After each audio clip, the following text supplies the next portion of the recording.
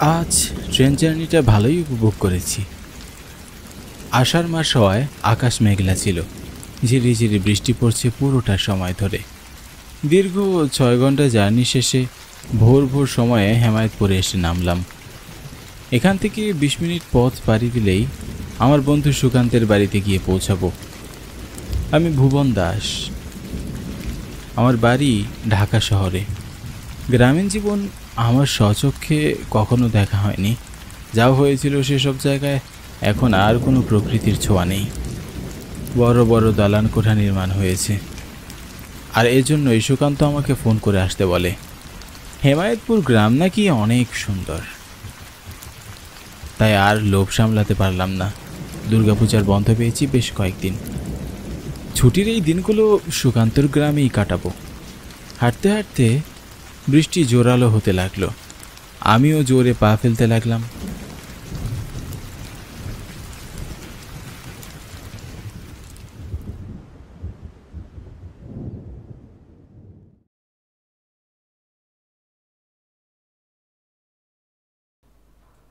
সুকান্তের সাথে আজ গ্রামে ঘুরতে বেরিয়েছি।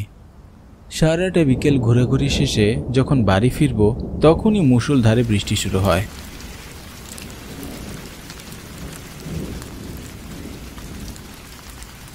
আমরা দুজনে গ্রামের একটা ছোট দোকানে গিয়ে বসি। সেটা ছিল একটা চায়ের দোকান। তুই তো এখনো কিছুই দেখিসনি। তোকে আজ রাতে গ্রামের বাঁশবাগানে নিয়ে যাব। তখন দেখবি পাতার ফাঁক দিয়ে আকাশটা কত সুন্দর লাগে। আমার তোদের গ্রাম খুবই পছন্দ হয়েছে, আর রাতের বেলা বের হতে আমার কোনো আপত্তি নেই। গ্রাম ঘুরবে ভালো কথা, কিন্তু রাতের বেলা বাঁশবাগানে ভুলেও যাস না। বাঁশবাগান দেখতে হলে দিনেই দেখ, রাতে বের হওয়া মঙ্গল নয়। সে কি হরণ দাদা, তুমি এসব কি কথা বলছো? যতদূর আমি জানি তুমি তো রাতের বেলাতেই সব কাজ করতে পারো। রাতের বেলা মাছ ধরা, দোকান খোলা, শ্মশান ঘাটে গিয়ে মরা পোড়ানো থেকে সব কাজ তো তুমিই করতে পারো। হ্যাঁ, তাই তো রাতে তোদের বের হতে নিষেধ করেছি। আমার অভিজ্ঞতা থেকে বলছি, কথাগুলো শোন বাছারা, তাহলে প্রাণে বাঁচবে। আমি আর সুকান্ত দুজন দুজনের মুখের দিকে তাকিয়েছিলাম।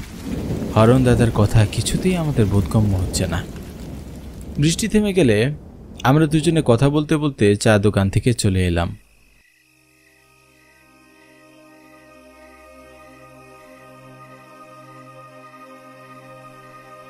এখন রাত 12টা বাজে। আমাদের আরও আগে বের হওয়ার কথা ছিল, কিন্তু সুকান্তের মামা কিছুতেই রাতে আমাদের বের হতে দিতে চাননি। আর তাই মামা ঘুমিয়ে যাওয়া পর্যন্ত আমরা অপেক্ষা করি। বাড়ির সকলে ঘুমিয়ে পড়লে দুই বন্ধু রাতের আধারে বাঁশবাগানে যাওয়ার উদ্দেশ্যে বের হই। সুকান্তের বরাবরই সাহস একটু বেশি, ভূতপ্রেত নিয়েও আগ্রহের কমতি নেই। বাঁশবাগানের পাশে একটা শ্মশান ঘাট আছে। এই শ্মশান ঘাটে অনেক অস্বাভাবিক কিছু দেখেছে, কিন্তু আজ পর্যন্ত আমি কিছুই দেখিনি। আর তাই তো এইসবে আমার বিশ্বাস হয় না। আমিও খুব একটা বিশ্বাস করি না, তবে রাতের বেলা ভূতপ্রেতের কথা শুনলে বুকের ভেতরটা লাফিয়ে ওঠে রে ভাই। আমরা দুজনে গল্প করতে করতেই করছি। এদিকে পথে মুষলধারে বৃষ্টি শুরু হয়ে যায়।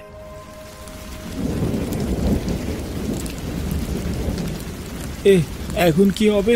আমরা তো ভিজে যাব। আষাঢ় মাস, বৃষ্টি তো হবেই, তবে আমাদের একটা ছাতা নিয়ে বের হওয়া উচিত ছিল। কি আর করার, আর কিছু দূর গেলেই আমরা বাঁশবাগানে চলে আসব। সুকান্ত আর আমি ভিজে ভিজেই হাঁটছি। আষাঢ়ের বৃষ্টির রাত, আমরা ছাড়া আর কোনো জনমানব নেই। সুকান্তের ভয় না করলেও আমার কেমন যেন ভয় করছে। বৃষ্টির শব্দের সাথে সাথে ব্যাঙের ডাক আরও বেশি ভয়ানক শোনাচ্ছে। হাঁটতে হাঁটতে হঠাৎ মনে হলো কেউ যেন আমাদের পিছনেই হাঁটছে। আমি ভয়ে ধমকে দাঁড়ালাম। আমাকে দাঁড়িয়ে পড়তে দেখে সুকান্ত অবাক হয়। কি দাঁড়িয়ে পড়লি যে? কিন্তু স্পষ্ট মনে হলো কেউ যেন আমাদের পিছনে হাঁটছে। পানিতে হাঁটার শব্দ সুকান্ত কি শুনতে পায়নি? মনে হলো যেন ওদের পিছনে কেউ হাঁটছিল। আমারও তো তাই মনে হলো, কিন্তু পিছনে তো কেউই নেই। তাহলে আমাদের মনের ভুল হবে হয়তো। আমরা দুজনে আবার হাঁটা শুরু করি, কিন্তু একটা ব্যাপার কিছুতেই বুঝতে পারছি না, একই সাথে আমাদের দুজনের ভুল কি করে হয়।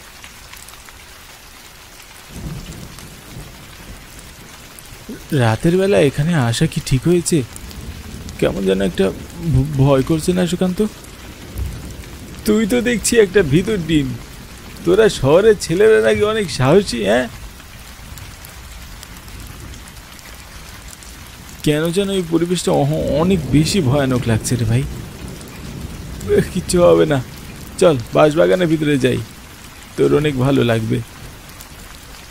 সুকান্তের কথায় আমি ভয়ে ভয়ে বাগানের ভিতরে এগিয়ে যাই। বুকের ভিতরটা কেঁপে কেঁপে উঠছে। সুকান্তকে কিছু বুঝতে দিলাম না, ও শুনলে নির্ঘাত হাসাহাসি করবে। বাগানের ভিতর ঘুটঘুটে অন্ধকার বিরাজ করছে। আমরা বাগানে প্রবেশ করতেই বৃষ্টি থেমে গেলেও হঠাৎ হঠাৎ বিদ্যুৎ চমকানোর শব্দে বুকের ভেতরটা কেঁপে উঠছে। বাঁশবাগানের ভিতর একটা শব্দ ক্রমাগত কানে আসছে, বাঁশ কাটার শব্দ।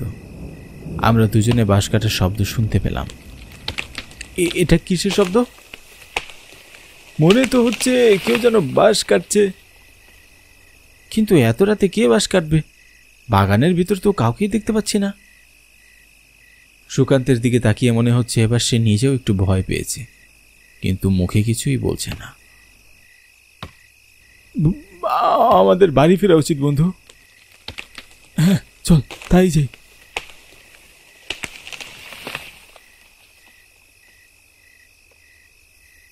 আমরা দুজনে যেই বাঁশবাগান থেকে বের হতে যাব, ঠিক সেই সময় দেখি হরণ দাদা আমাদের সামনে দাঁড়িয়ে। হরণ দাদা, তুমি এখানে? বাঁশ কাটতে এসেছি। এত রাতে বাঁশ কেন?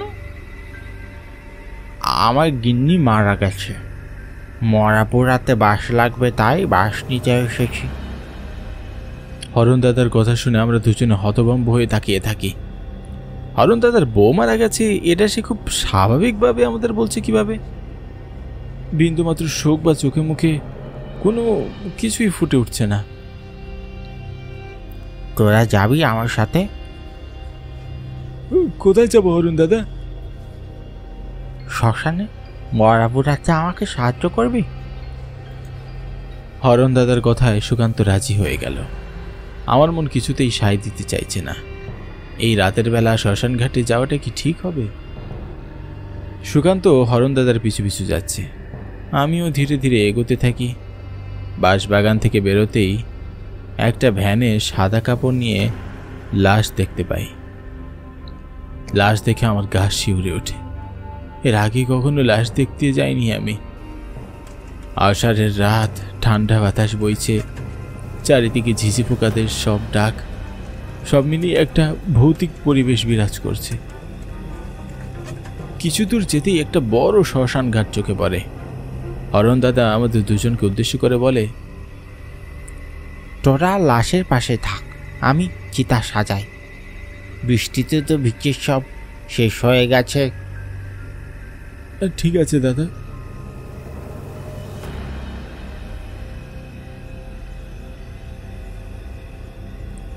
লাশের ভ্যান নিয়ে আমরা দাঁড়িয়ে, আর হরণ দাদা শ্মশানের ভিতরে গেছে। হঠাৎ একটা দমকা হাওয়ায় লাশের কাপড় সরে যেতেই আমি আর সুকান্ত চমকে উঠি।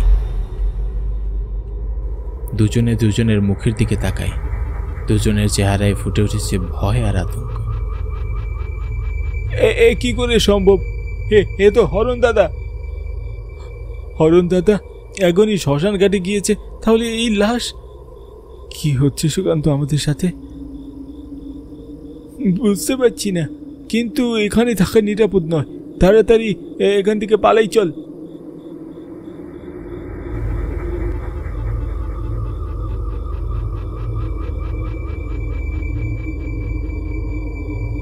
কোথায় যাচ্ছিস? লাশ নিয়ে শ্মশানে আয়।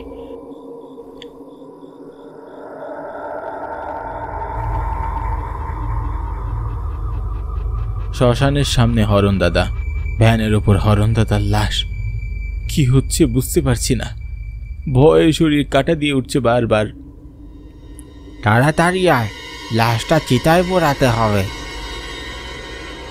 তুমি তো বলছো এই লাশ তোমার বইয়ের, তাহলে এখানে তুমি কি করে দাদা? আর বলিস না, মরেছি সেই সকালবেলায়, কেউ এখনো পোড়ায়নি। আমার বউ তো বাপের বাড়ি গেছে, 2 দিন হচ্ছে। তোদের যদি বলি আমি মরে গেছি, আমার লাশ পুড়িয়ে দিস, তাহলে তো তোরা আজ রাতে বাড়ি থেকেই বেরোদি না। হরণ দাদার ভয়ঙ্কর চেহারা দেখে আমাদের গলা শুকিয়ে আসলো। ও দাদু, আমাদের যেতে দাও। তোদের যেতে দিলে কিভাবে আমি মুক্তি পাবো? তোদের 2 টাকায় সাথে নিয়ে যাবো আমি। হরণ দাদার কথায় আমার গলা শুকিয়ে কাঠ হয়ে যায়। সুকান্ত চিৎকার দিয়ে ওঠে, ভূপেন পালা, এখানে আর এক মুহূর্তও নয়। সুকান্তের চিৎকারে আমি দৌড়াতে থাকি। হরণ দাদার আত্মা আমাদের পিছনে পিছনে আসে। দৌড়া, এই আত্মারাতে কিছুতেই ধরা পড়া যাবে না। যারা ধরতে পারলে তোদের 2 টাকায় আমি চিবিয়ে খাবো। হরণ দাদার আত্মা আমাদের পিছনে ঝড়ের গতিতে দৌড়ে আসছে। আমাদের শরীরের সমস্ত শক্তি দিয়ে আমরা দৌড়াচ্ছি। জানি না পালিয়ে বাঁচতে পারবো কিনা। ভয়ে আমরা কেউই পিছনে তাকাইনি। দৌড়াতে দৌড়াতে দুজনে বাড়ির দিকে ছুটে আসি।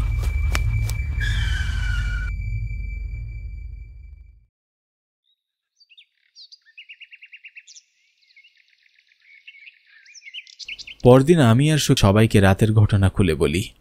হরণ দাদার দোকান নাকি কাল সকাল থেকেই বন্ধ, অথচ আমি আর সুকান্ত গতকাল সন্ধ্যায় হরণ দাদার দোকানে বসে বৃষ্টি থেমে যাওয়ার জন্য অপেক্ষা করেছি। ভাবলেই শরীর হিম হয়ে আসে। একটা মৃত মানুষ দোকান খুলে বসেছিল। সুকান্তের মামাকে নিয়ে আমরা হরণ দাদার বাড়িতে যাই।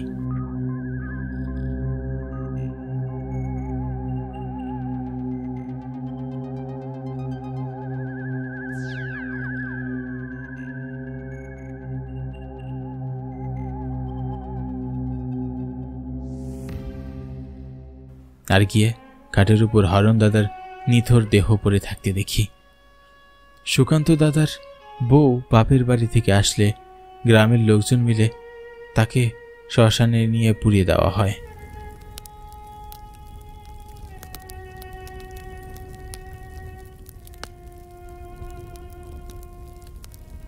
বন্ধু সুকান্ত থেকে বিদায় নিয়ে আমি ট্রেনে ঢাকার উদ্দেশ্যে রওনা হই।